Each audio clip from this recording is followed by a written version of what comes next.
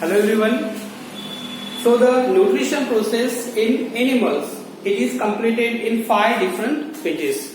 First one is ingestion, then digestion, assimilation, absorption and egestion.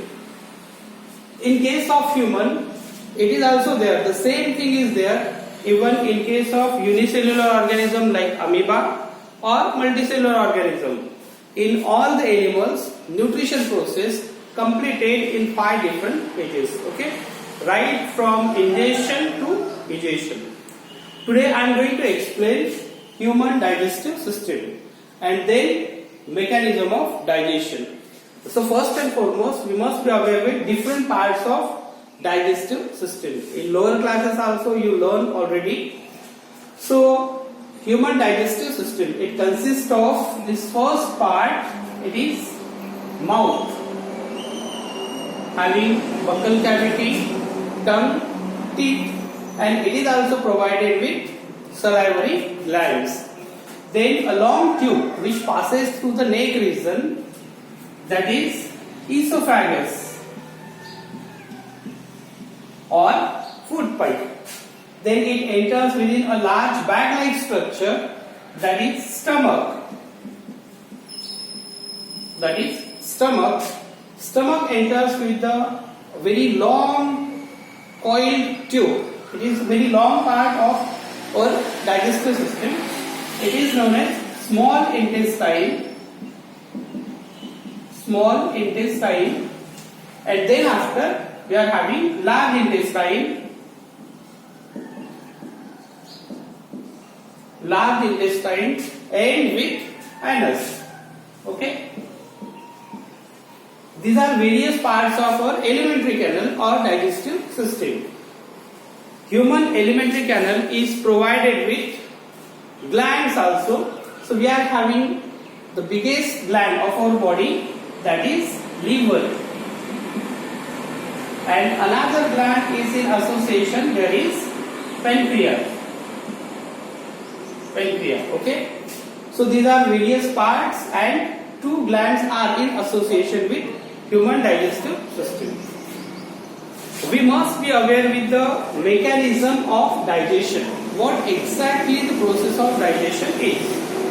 It is the process in which the complex food materials are digested or converted into the smaller molecules which are easily absorbed within a small intestine. So digestion is a chemical process. Various enzymes also support here. Enzymes, okay. What are enzymes? Enzymes are the biological catalysts. They accelerate the process, and without these enzymes the process cannot take place in proper way. So these are very essential biological catalysts. So what exactly happens here when food enters within a mouth? We all know teeth churn it. There is formation of bolus. It is mixed with saliva. The most important thing here is in mouth, it is also provided with salivary glands. In case of mouth, salivary glands, they secrete saliva. Okay. Saliva is secreted here in mouth, and saliva consists of enzymes, that is salivary amylase. This enzyme is there, salivary amylase. So what is the function of salivary amylase? This enzyme partially digests starch and convert it into glucose. Okay, so there is partial digestion of food. So the process of digestion starts from our mouth. Here, enzyme salivary amylase partially digests starch and converts it into glucose. That's why it is always said if we need to eat the food, it must be eaten 32 times. There is another reason. This is the saliva must be mixed with the food in proper way. So the process of digestion starts here. So it facilitates the process. Okay. Then after, the food which is mixed with saliva, it is carried further. It is carried through esophagus. Okay.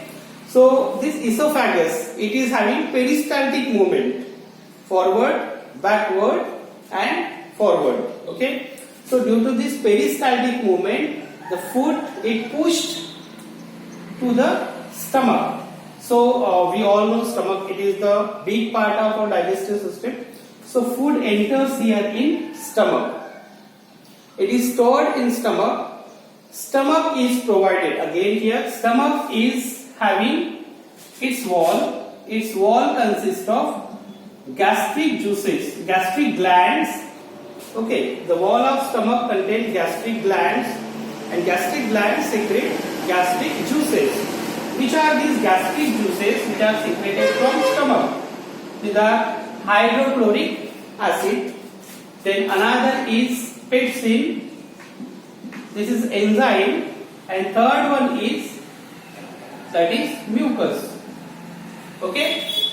So gastric glands from stomach, they secrete hydrochloric acid, pepsin and mucus. Hydrochloric acid makes the food acidic. It is acidic in nature. Then pepsin, it digests protein. Okay. It digests protein and converts it into amino acid. This is another digestion. Again, partial digestion is there. Okay. Hydrochloric acid makes the food acidic. Then enzyme, pepsin is an enzyme. So this enzyme, it partially digests protein and converts it into amino acid. It is complex nutrient. It is simpler one which can easily be absorbed within a small intestine. Okay. Then what is the function of mucus?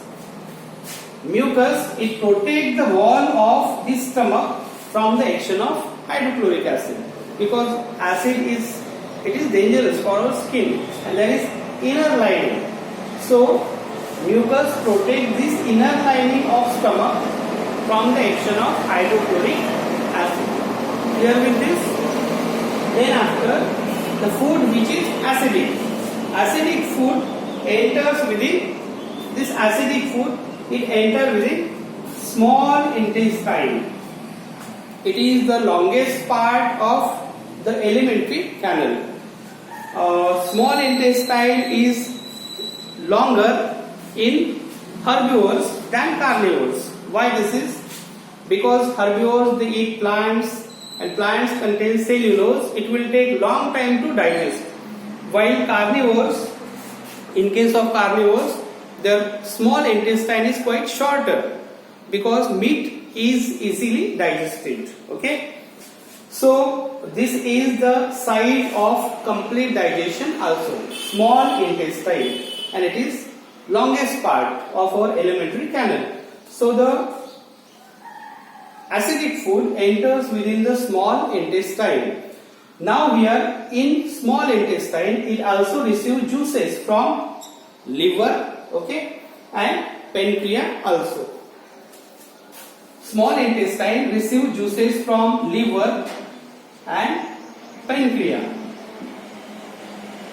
So from liver it receives bile juice. Okay, bile juice carried here up to the small intestine. What is the function of bile juice? Actually, this one, fats. Fats are having, it is big molecule. It is having bigger globules. So bile juice convert or break down fats into smaller molecules. Okay. Then this is not a chemical change, it is physical change. But the bigger molecules of fats are converted into smaller molecules. Okay. It is the process like emulsification. As soap particles act on dirt. Okay. So emulsification of fats takes place. Later on, pancreas also secrete the pancreatic juices. And pancreatic juices, it secretes trypsin and lipase. Okay. So when enzymes from pancreas, that is trypsin and lipase, when they carry up to the small intestine, what is the function of trypsin or lipase? The function of trypsin is to digest protein, and lipase, it also support in the digestion of fats. Clear? Pancreas secrete enzymes like trypsin and lipase. Trypsin digests protein. It means protein is converted into amino acid, which are simpler molecules, while the emulsified fats, which are again digested and with the action of intestinal juices. Okay, intestinal juices are also there. So the complete digestion takes place here in small intestine. What is meant by complete digestion? We all know starch is converted into glucose, then fats are converted into fatty acid and glycerol. Okay, fatty acid and glycerol, which are simpler molecules and can be absorbed within the small intestine easily, and protein is converted into amino acid. So there is digestion of carbohydrate, proteins and fats. Carbohydrate is starch, it is converted into glucose, protein is converted into amino acid, and fats into fatty acid and glycerol. So all these are the simpler molecules. So these simpler molecules are formed here in small intestine. Remember another thing also, the small intestine, it is having such processes, very finger-like, very fine or numerous various finger-like projections are there. These are known as villi, and villi are provided with large number of blood vessels.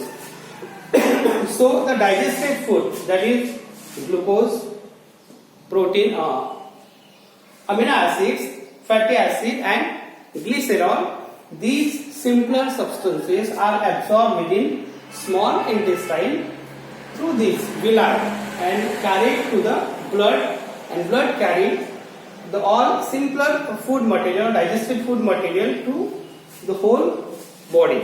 Okay, then the remaining food carried further to the large intestine. Another thing here, in case of large intestine, no digestion takes place in large intestine.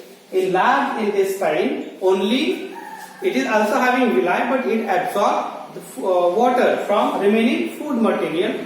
If our body require more water, then it is absorbed. If our body don't require more water, then very less water is absorbed. And the undigested food, it is carried further and thrown out through anus. There is anal sphincter. Okay, it is carried out through the anal sphincter. Again, there is another sphincter here. Okay, so now you remember different parts of our digestive system and the most important mechanism of digestion. Okay, related with this, some other questions may be there in your mind. Here, the food becomes acidic because of hydrochloric acid. Is it related with the acidity? Especially the aged people, they are facing this problem regularly. Okay, so find it out. Is it related with the acidity within your body or your parents? Clear with this? Remember the mechanism of digestion. Okay.